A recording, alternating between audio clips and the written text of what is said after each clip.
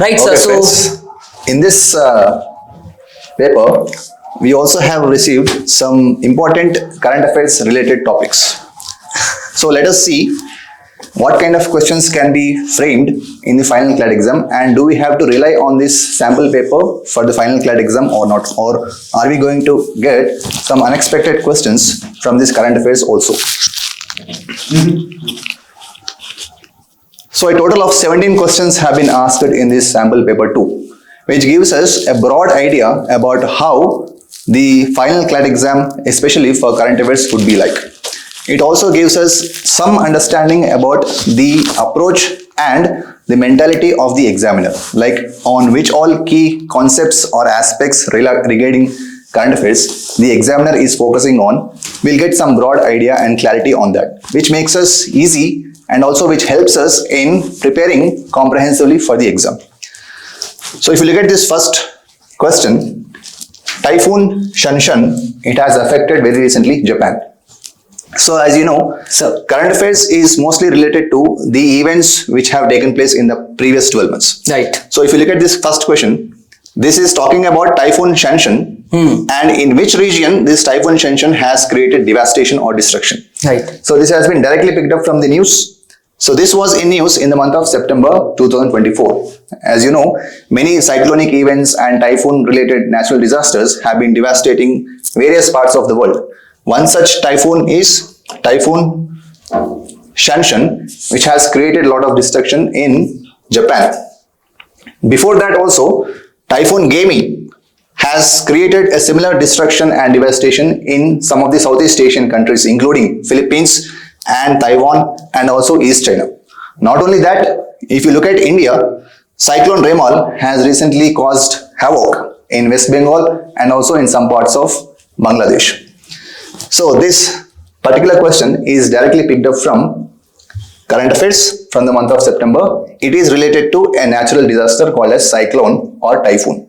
So very important to know which cyclones or which natural disasters are occurring at which regions in which corners of the world, and their names and their locations also is important. Students may also get some doubt regarding whether we actually have covered this particular topic in our class sessions or not. So we have already covered this particular event in the month of May when Cyclone Remal has hit the coast of West Bengal and Bangladesh. So if you see, we already have provided worksheets and we also have conducted numerous sessions online and offline. So please, I suggest students to go through your previous worksheets and get a very good understanding of such topics which were asked in this particular sample paper. Sir, one more thing, sir. We have seen a lot of sample papers, a lot of institutes are there, they're claiming that 20%, that we ourselves, Abhyaas has matched almost 50% of the questions, close to 50% of the questions have been matched from our worksheets and from our magazines and all the question banks that we have been giving. Right? No institute, we can say that, even though we are matching the most, we cannot say that no coaching institute can provide 100% of the content. Given that even we are covering 50% of the questions, sir, how can the present content be used to prepare for the questions which are not covered in class or worksheet? How to create the connections? For example, most of these topics are interrelated. Right. So they have interconnection with other topics which are otherwise not covered in the sessions. So we have to develop those connections. We have to develop. जैसे एक बार cyclone पढ़ा तो उस साल के cyclone सारा एक revision करना is better. As you know, cyclone is having different names in different regions. Right. So nomenclature कहते हैं. Nomenclature. Cyclone, we call it cyclone in India, but we call it as typhoon in Southeast Asia. Hurricanes when it comes to USA and tornadoes like this. Right. So we also have to keep a watch on all these different events which are taking place across the world, not only in India.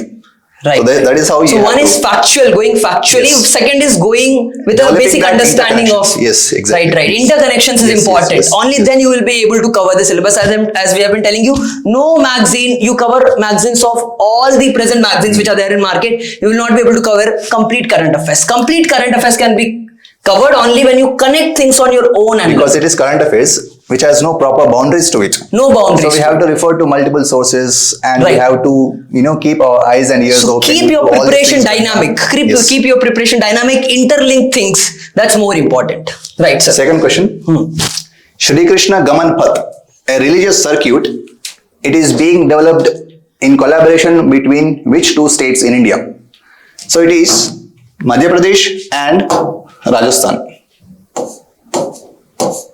So these two states, Madhya Pradesh and Rajasthan, they are collaborating with each other in order to develop this Shri Krishna Gaman Path as a religious and tourism circuit in order to promote tourism based on pilgrimage centers. So what is the relevance of this particular question to the current affairs?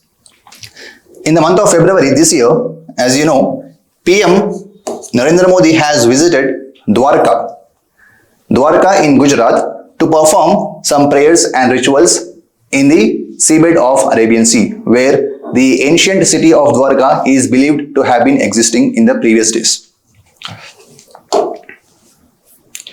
As you know, we have already covered this particular topic, PM Modi's visit to Dwarka in the month of February. We already have provided these worksheets which also cover some sample questions, those questions which have more probability of getting asked from this particular topic. So this is how you find relevance to the topics for these questions which were asked in the sample paper. Every question, no matter what, be it polity, be it history, be it economics or international relations, everything will have a relevance to the current affairs because it is subject called as current affairs, like that.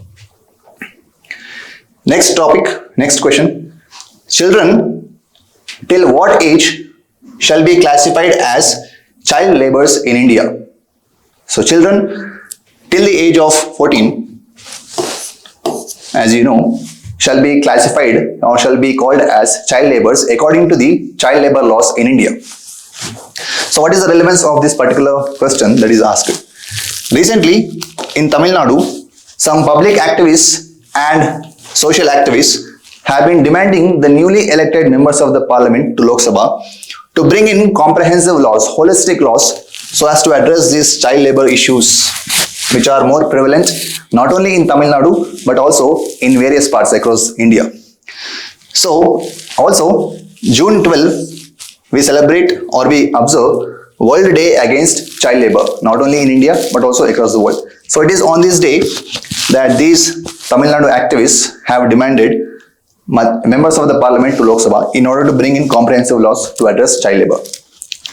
So even though it is not specifically covered in the current affairs sessions, but still, if you look at these topics like this, sir, right, these topics are covered more or less in other topics also. Right.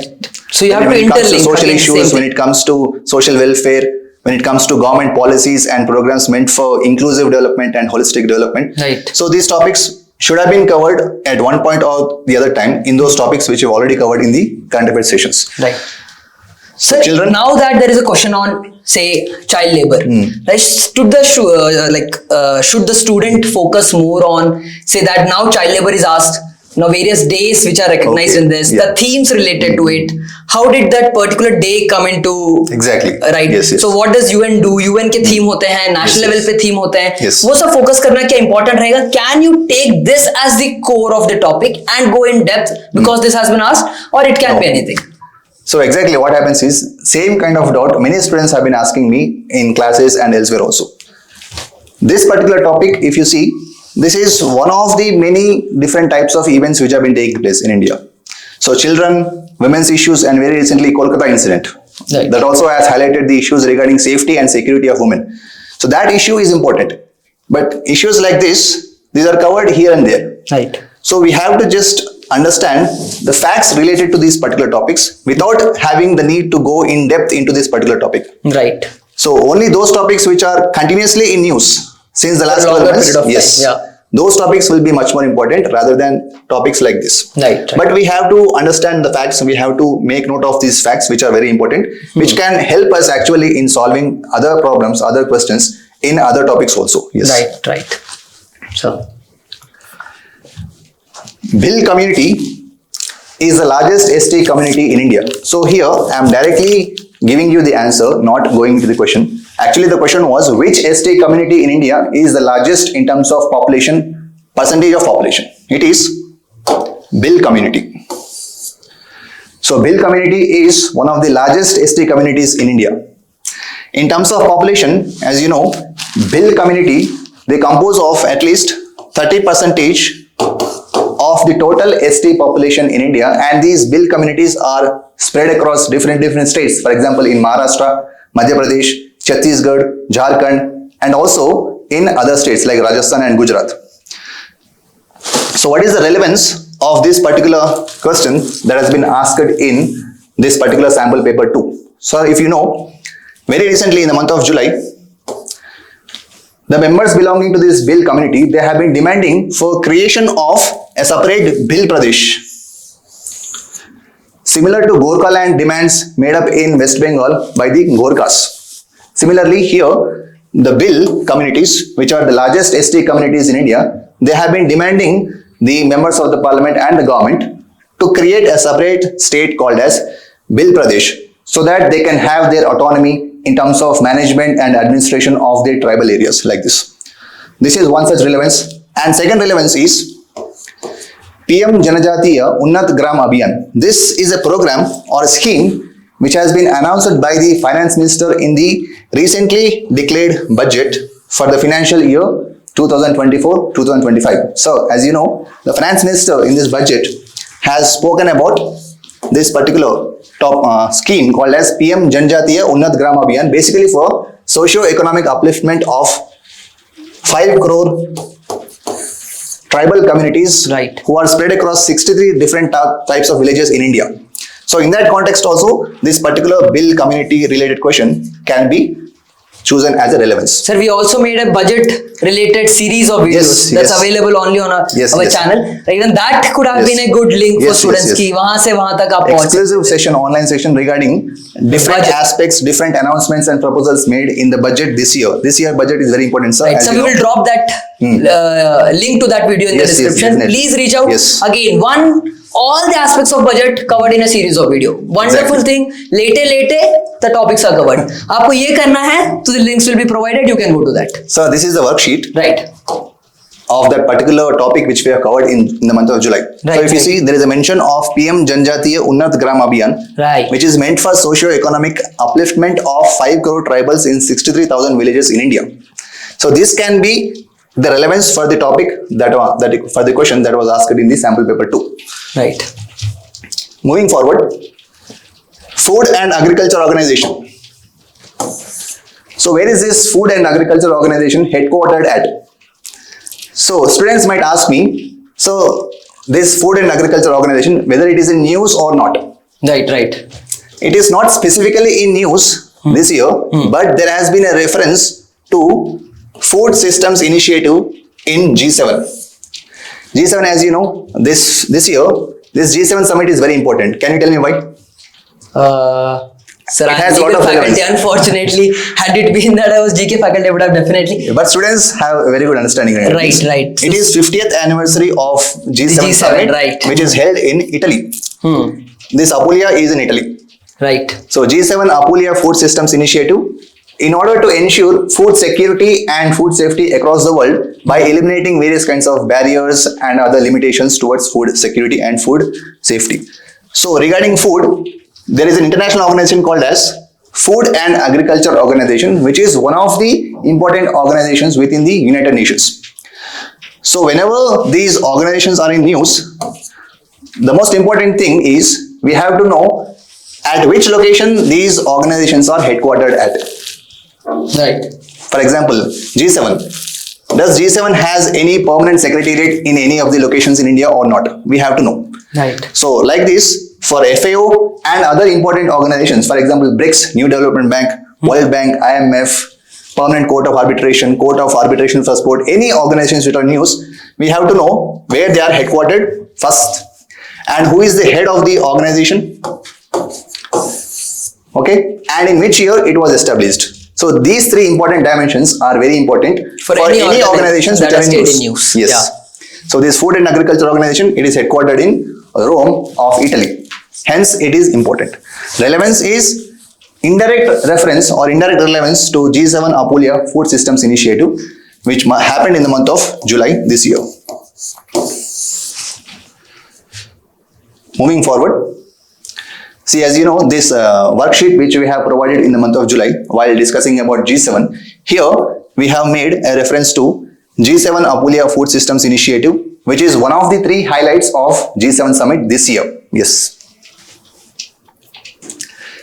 PM Namo Drone Didi scheme is meant for what purpose? PM Namo Drone Didi. This particular scheme of the government of India is also in news at various points of time. This scheme is meant for the empowerment of women in agriculture sector to provide livelihood opportunities and also to empower them financially and economically when it comes to agriculture sector in particular. So what is the relevance of this particular question, PM Namo Drone Didi? So if you look at the budget this year, the finance minister has allocated 500 crore rupees for this Namo Drone Didi scheme, which was announced in the budget, interim budget for the year 2024-25, just before the elections. So Namo Drone Didi, it's a scheme launched by the government of India for financial empowerment of women to make them self-sufficient in agriculture sector. So budget is very important. This year budget is very important because we had 2 budgets, one before the elections and one after the elections. So budget this year is also important, and we also have covered this particular scheme in the worksheet when we discussed about the interim budget for the financial year. We have mentioned the target of the government for Lakpati Didi, which was initially set at 2 crore women. It is now going to be enhanced to 3 crore women. So we have made a direct reference to this Lakpati Didi scheme in the worksheet for discussing these budget related topics. Sampurnata Abhiyan is aimed at holistic development. This particular program is launched by whom? So in this particular sample paper, if you notice, if you observe, many questions are framed regarding schemes and programs launched by the government. So one such important scheme is, or program is, Sampurnata Abhiyan, which is meant for holistic and all-round development of rural areas in India. This particular scheme is launched by Niti Aayog, and this was also in news. The relevance is, very recently, in the month of August this year, Niti Aayog has launched a nationwide campaign called as Sampurnata Abhiyan in order to undertake holistic and comprehensive developmental activities in villages and rural areas till September this year. So schemes and those programs launched by the government for development and empowerment of villages, rural areas, also very important. Health Saathi is a scheme launched by which organization? So very recently Paytm has come up with a new program called as Paytm Health Saathi. This is a kind of medical insurance or health insurance program meant for the merchants who conduct their e-commerce activities on this Paytm platform. India is partnering with which country for the development of National Maritime Heritage Complex, which is being constructed at Lothal in Gujarat. So this particular topic, this particular question also has a relevance. What is the relevance? Very recently, the Vietnamese Prime Minister has paid an official state visit to India. So during this visit, many agreements were signed between the 2 countries. One such important agreement is the development of National Maritime Heritage Complex Center at Lothal in Gujarat. So what is Lothal? Lothal is one of the ancient settlements in the Indus Valley civilization, which also happens to be the port town or port city in the Indus Valley civilization for those people. So the Union Cabinet very recently has announced a program or the development of National Maritime Heritage Complex Center at Lothal in Gujarat. So this is the relevance. So this particular Indus Valley civilization was also in news, sir. Very recently, the government has given its approval for renaming the Indus Valley civilization as Sindhu Saraswati civilization. So this was also covered in one of our previous sessions in current affairs. So from that point of view also, this particular Indus Valley civilization and its important sites and some important relevant events which have been undertaken by the government also plays a very important role when it comes to preparing current affairs for these topics like this. Adams Bridge. Adams Bridge was also in news. Relevance is the Kachativu Island controversy which erupted between India and Sri Lanka. So this Kachativu Island and the controversy regarding this island we already covered in the month of April. And this particular question regarding Adams Bridge is directly picked up from this particular concept. So Adams Bridge, also known as Ram Setu in India, it separates which two water bodies? So it passes through Gulf of Mannar and Park Strait. So this particular Kachativu Island controversy, we have covered a holistic discussion, we have made a holistic discussion on this particular topic in the month of April, in which if you see, as I already discussed, the geography and the location of this particular island also is very important. So which are the proximate territories from India and Sri Lanka near to this particular island? For example, Rameshwaram. Rameshwaram is the nearest territory to this particular Kachativu Island, which is at a distance of 33 kilometers. Similarly, Adams Bridge, as it is asked in the question, the location and which two water bodies are separated by this Adams Bridge also is very important to know. So geography of structures like this, geography of these territories like this is also very important. For example, Chabahar Port. So when we are discussing about Chabahar Port, I also have made a particular mention regarding the territory of the Chabahar Port, the geographical location of the Chabahar Port. So geography also plays a very important role in current affairs. So if you look at this particular map, this is the small tiny island called as Kachativu, and this is Rameshwaram belonging to Tamil Nadu in India. This is the nearest Indian territory to Kachativu Island, and if you see, this is Dhanushkodi, which is not visible clearly from this, but this Dhanushkodi is the tip of the Indian subcontinent.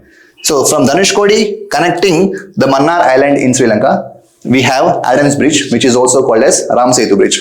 So this particular bridge, it separates Gulf of Mannar and Park Strait water bodies. So geography, very important. Waqf is what? So what is Waqf? Waqf is an endowment which is held in trust by the Waqf boards in India.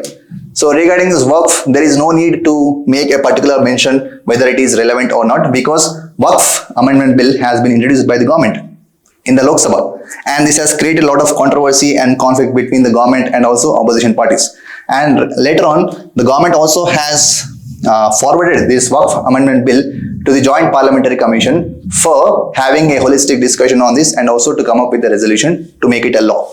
So this Waqf Amendment Bill was in news, very important.